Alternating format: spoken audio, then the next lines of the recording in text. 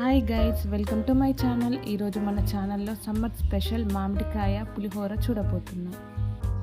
ముందుగా ఒక మామిడికాయని తీసుకొని తురిమి పెట్టుకోవాలి. బౌల్లో ఆయిల్ వేసి అది వేడయ్యాక దానిలో ఆవాలు, జీలకర్ర, పల్లీలు, శనగపప్పు వేసి అది ఫ్రై అయ్యాక పచ్చిమిర్చి వేసుకోవాలి.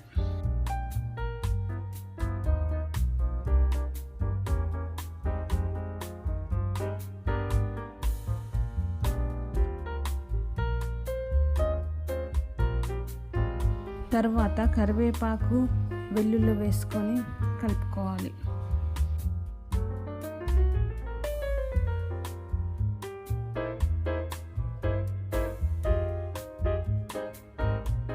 దీనిలో పసుపు వేసుకోవాలి.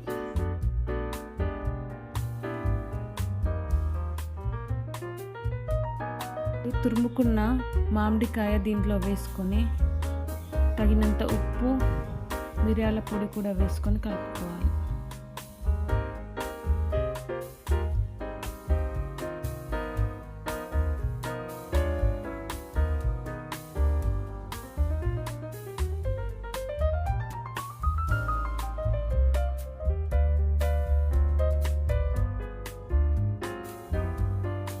ఈ మామిడికాయ తురుమును చల్లార్చిన అన్నంలో వేసుకొని కలిపితే టేస్టీ మామిడికాయ పులిహోర తినడానికి రెడీ అయిపోతుంది.